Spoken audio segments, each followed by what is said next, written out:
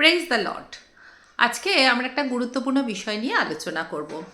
আমাদের মধ্যে সামনেই আসছে ক্রিসমাস। আমাদের ক্রিসমাস আসছে বলে অনেকেই আমাদের জিজ্ঞাসা করছে যে ক্রিসমাস তো আসছে, এটা তোমাদের উৎসব, এটা তোমরা আনন্দ উদ্দীপনা।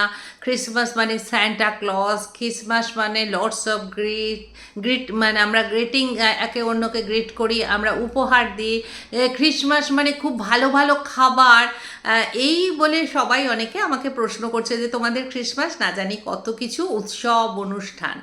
অ্যাকচুয়ালি এই ব্যাপারে আমি একটু ক্লিয়ারলি বলতে চাই, উৎসব হয় কিন্তু আমরা উৎসব রেগুলার করি, কারণ প্রভুতেই আমাদের আনন্দ। প্রভুতে আনন্দ করার জন্য স্পেশালি ক্রিসমাসের জন্য আমাদের অপেক্ষা করতে হয় না। ক্রিসমাস মানে যে স্যান্টা ক্লসের কথা বলা হয়েছে, যে লাল টুপিওলা বেশ গিফট টিফট নিয়ে আসে, বাইবেলের কোনো জায়গায় তার নামের উল্লেখ নেই।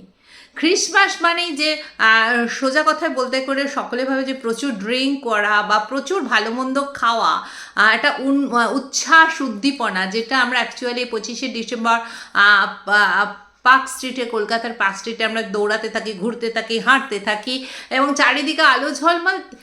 এটার যারা প্রকৃত প্রভুর লোক তাদের কিন্তু প্রত্যেক দিনই ক্রিসমাস, কারণ আমাদের কাজ, আমরা ওই দিনকে স্পেশালভাবে আমরা ওই দিনকে বলে থাকি যে প্রভুর আবির্ভাবের দিন। কিন্তু সেটাও বাইবেলে যে একদম এই নিয়ে অনেক দ্বন্দ্ব আছে যে সত্যি সেই দিন প্রভু এসেছেন কি না।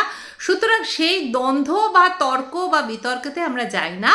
আমরা যদি ওটাকে প্রভুর আবির্ভাবের দিন হয় সেই জন্য আমরা আনন্দ করি, আর আমরা গিফট দিই, অবশ্যই গিফট দিই। কী গিফট দিই? প্রভুর নাম। কারণ নামের মধ্যেই আছে উদ্ধার, নামের মধ্যেই আছে মাহাত্ম্য, নামের মধ্যেই আছে সব কিছু থেকে পরিত্রাণ। তো সেই গিফটটা আমরা এইভাবে ক্রিসমাসকে সেলিব্রেট করি, যেন প্রভুর বচন, প্রভুর নাম যারা প্রভুকে জানে না তাদেরকে আমরা দিতে পারি। এই ক্রিসমাস সেলিব্রেট করার জন্য কোনো বিদেশি, কোনো টমাস, কোনো গোমস, কোনো বিদেশি টাইটেল বা খ্রিস্টান কমিউনিটির মধ্যে জন্মগ্রহণ করতে হবে তা কিন্তু নয়। ক্রিসমাস আমাদের সকলের জন্য, প্রভু আমাদের সকলের জন্য, কারণ প্রভু তার বচনে বলেছে যে কেহ আমার মধ্যে দিয়ে যায় সে পিতার সন্ধান পায়। যে কেহ বলতে এখানে হিন্দু, মুসলিম, খ্রিস্টান, পার্সি, বৌদ্ধ, জৈন, যে কেহ, যা ঈশ্বরের সৃষ্ট যে মানুষ, সেই মানুষ যে কোনো জায়গা থেকে আসুক না কেন, যে প্রভুতে আসে, সে যখন ঈশ্বরের সন্ধান, ঈশ্বরের নাম, তার নামের গুণের মাহাত্ম্য পায়, সমস্ত ক্লেশ, সমস্ত সমস্যা, সমস্ত প্রবলেম থেকে সে উদ্ধার পায়। আমরা এতবার কেন, আমরা ছোট ছোট স্টেপ এতবার চেষ্টা করি কেন প্রভুর নাম? আমাদের কাজ হচ্ছে প্রভুর নামে বীজ দেয়া, এবং একবার যদি কেউ প্রভুর নামকে নিজের অন্তরে গ্রহণ করে, তারপরে কিন্তু আমাদের কাজ শেষ।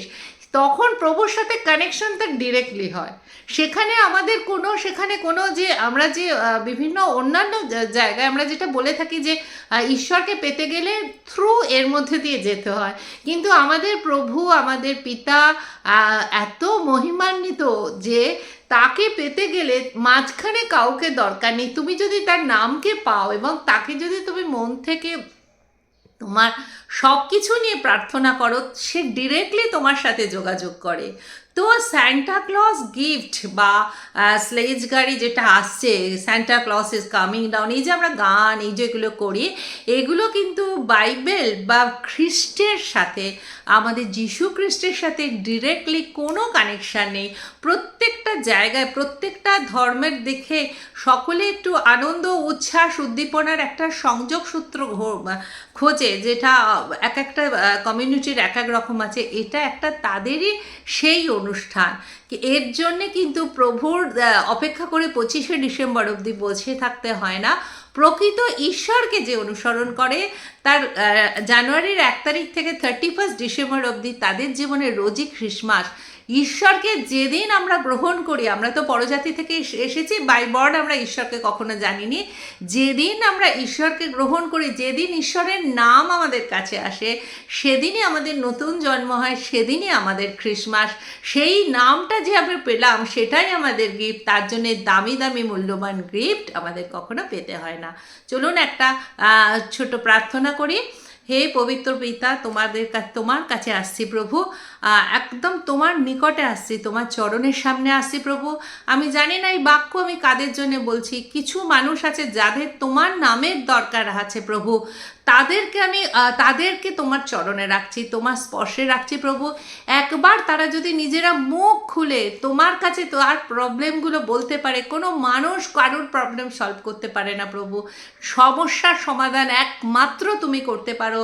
সে শারীরিক সমস্যা হোক, আত্মিক সমস্যা হোক, আর্থিক সমস্যা হোক, মানসিক সমস্যা হোক, সমস্ত সমস্যা আজকে যারা এখানে শুনছে প্রভু, যারা এখানে উপস্থিত, আমি সকলকে, সেই সমস্যাপ্রবণ মানুষগুলোকে, তাদেরকে ডাকছি তোমার কাছে। কারণ তুমিই বলেছো যাদের কান আছে তারা শুনুক প্রভু।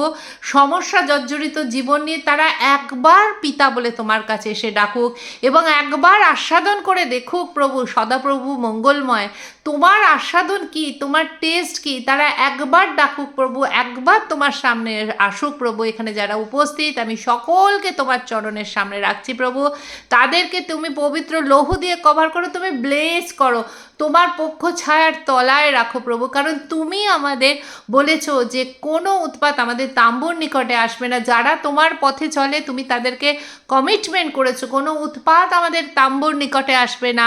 কারণ তুমি তোমার দূতদের আমাদের সমস্ত পথে আগলে রেখেছো, রাখার জন্য নির্দেশ দিয়েছো প্রভু। এই যারা শুনছে তারা যদি একবার পিতা বলে ডাকে, একবার তোমার কাছে এসে সারেন্ডার করে, একবার নিজেদের দুঃখ কষ্টের কথা তোমাকে বলে, আমি জানি তুমি তাদের স্পর্শ করবে, ছোবে। সকলকে তোমার হাতে রাখলাম পবিত্র যিশুর নামে পিতার কাছে প্রার্থনা, শোনো, গ্রহণ করো, আমেন।